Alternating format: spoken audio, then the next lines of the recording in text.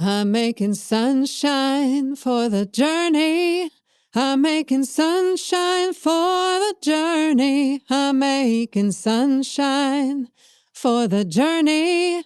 And I am making it right now. Hey, everybody. Today we have another Sunshine for the Journey episode for parents and adults who care for children. Most of the Sunshine for the Journey episodes feature parents of high school and college-age kids, but today we have Sydney on the show, and she is 19 years old. The Ready, Set, Go Show podcast is all about helping kids enjoy creativity and nature. So today we're going to focus on the ways that Sydney chose to spend time outdoors and all the ways her parents influenced her too. Hey, Sydney. Hi, Miss Katie. Can you tell us some of your earliest outdoor memories? Growing up, my parents, most of our family activities we did together were mainly outside because my parents love nature. They love going outdoors. For some easy ones, we always would go on walks around the neighborhood, which was always nice because I've also always grown up with having a dog, which has been cool.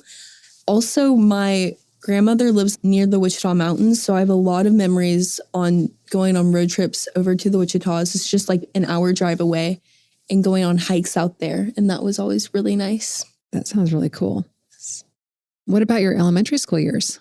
So since my parents love nature, my mom also really loves birds, and my dad, they love birds. They're big birders. We have binoculars everywhere. Whenever I was growing up, my mom, and even now, she still wants me to go bird watching with her. But we have scissor-tail flycatchers, and they migrate through, I think I don't remember what time of the year, but at Lake Hefner, there's a little patch of trees and greenery where they like to go almost every single year. So I remember going over there with my parents and looking for the flycatchers. And we also did the same with purple martins because they would migrate through, but they would go downtown, and there would just be giant, not swarms, I forget the name for a big group of birds, but they would be like just all in the sky everywhere. Like we'd bring umbrellas so we wouldn't get pooped on because there were so many of them. But there's some. And then what happens?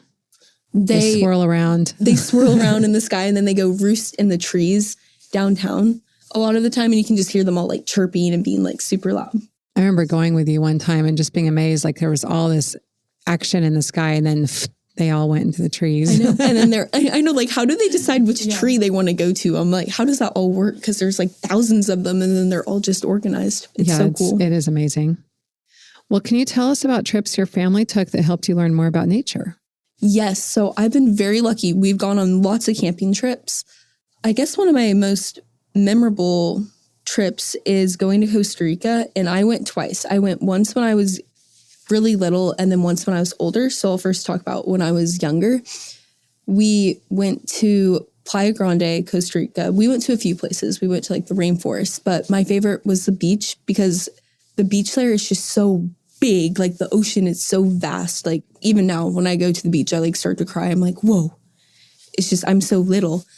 And there's macaws there. And I just remember walking down the beach and collecting shells and hearing the howler, like waking up to howler monkeys because they're very loud there. They like to howl. And same with the macaws. But whenever I got older, I was still really into nature, and I still loved Costa Rica. So I found this program, and I forget the full name, but it was basically a conservation program for sea turtles. And I got to go to Costa Rica, and my dad came with me, and we stayed at this place. It was on the Osa Peninsula in Costa Rica for 2 weeks, and we stayed on their research center to help them protect turtles. And basically what we would do is every other day at 5:30 in the morning, or I think it was 4:30 actually, I would wake up, and then we had to hike through like a little bit of jungle to get to the actual beach itself. And then we would walk up and down the beach. I think it was a 5-mile span about, and look for sea turtle nests. And if they were endangered, we would relocate the nest. So we would dig up the eggs very carefully and then walk them back to the nursery and put them back in the ground how we found them, basically. And that was really cool. That's incredible. Can you tell about the research you did in high school and what you learned? So in high school, I did a thing called a capstone program. And it's basically just when you get to choose a certain project or topic that you're like passionate about and you try to make a change with it in the community. So I chose purple martins because grew up loving those birds. And how I chose to make my change is in Scissortail Park. Scissortail Park is just like a big park in Oklahoma. I wanted to bring more awareness to purple martins.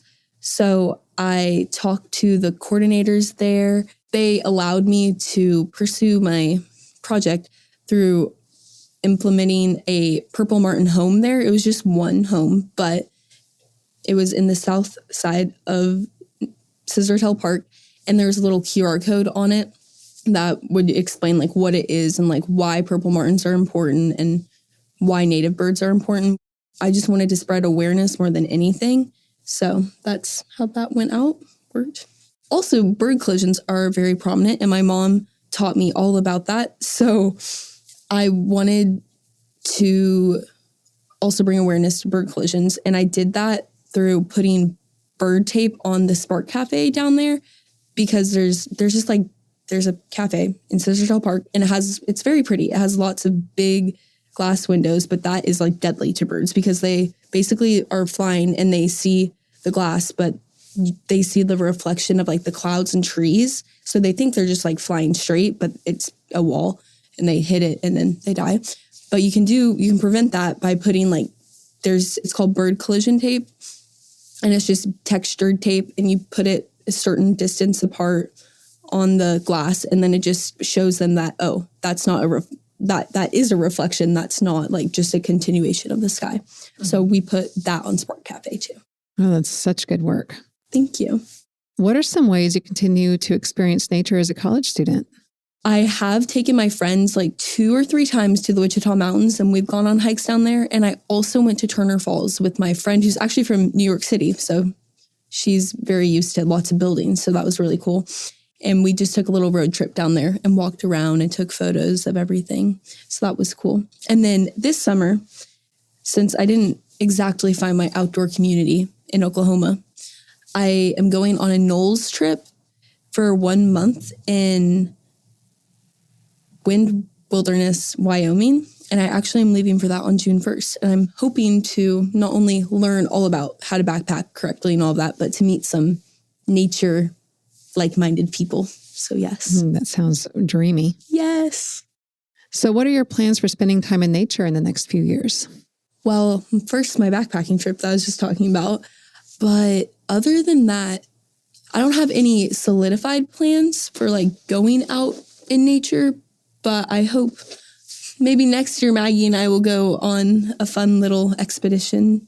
So how do you think spending a lot of time doing outdoor activities helped make you who you are today? Spending a lot of time doing outdoor activities has helped me become who I am today, because I just feel connected being out in nature. It's just very comforting. I spend a lot of time like alone going on walks outside and just like looking at the sunset, anything like that. And it's made me feel more gratitude and like appreciation. Whenever you're out in nature and you're disconnected from like your phone or just anything like that, you realize how like kind of like small you are in like the whole run of things. And it just takes off like all these pressures of like, oh, I need to do this to be like this person, or like, oh, I need to do that, all of that. And it's just helped me become more independent and find my true identity, I guess, I would say. That's a pretty big deal. Thank you. Do you have a couple ideas that families with young kids could do outside together this summer? Yes, I do. One thing I really enjoyed growing up was even like something as simple like by being around the house, I would make like roly-poly homes. So I would like, and my parents would sometimes like join me. I would just get like a Tupperware container. I put some grass and some dirt, and then I'd find like roly-polies and like put them in there, and I just like play with them for the day and then let them go. Another thing was just doing chalk outside on our driveway, which was really nice. It was just fun to be outside. And then also gardening with my mom. I gardened with my mom a good amount growing up. I didn't really help that much. I kind of was just there, but it was still fun to like water the plants for her, like after she had like dug the hole and put them, after she had planted them. Mm-hmm. And then also just going on walks around your neighborhood can be so nice. I'm trying to think if anything else around the house. I made mud pies also too a lot growing up. Oh, that sounds fun. You get a lot of mud, you put it in a little pie tin thing. And I got so much enjoyment from that. I don't know how, but I was so content doing that for probably hours each day. Oh, that's and then so I would good. like decorate it with like rocks and flowers and be like, Mom, look at my pie. She's like, oh, great, Sydney. Oh, those are such fun ideas. Well, thank you so much for being on the Ready, Set, Go show today, Sydney. You're welcome. Thank you for having me. I'm making sunshine for the journey. I'm making sunshine for the journey. I'm making sunshine for the journey. And I am making it right now. And then I watch the news and think, well, where do I even begin? And then I think again, if not me, who? And if not now, when? If not me, who? And if not now, when? So I'm gonna put one foot in front of the other, 1 foot. I'm gonna put 1 foot in front of the other, 1 foot. I'm gonna put 1 foot in front of the other, 1 foot. Yes, and I'll be on my way. Yes, I'll be on my way. How you gonna make sunshine? I'm going to open my mind. Open my mind. Do what makes me smile inside. Then I'll share my smile with you. And like a wave, it will reach others too. I'm gonna put 1 foot in front of the other, 1 foot. I'm gonna put 1 foot in front of the other, 1 foot. I'm gonna put 1 foot in front of the other, 1 foot. Yes, and I'll be on my way. Yes, I'll be on my way. And I'm making sunshine for the journey. I'm making sunshine for the journey. I'm making sunshine for the journey. And I am making it right now. Say that again. Yes, I am making it right now. One more time. Yes, I am making it right now. Sunshine. The Ready, Set, Go show is part of the Possibilities podcast platform.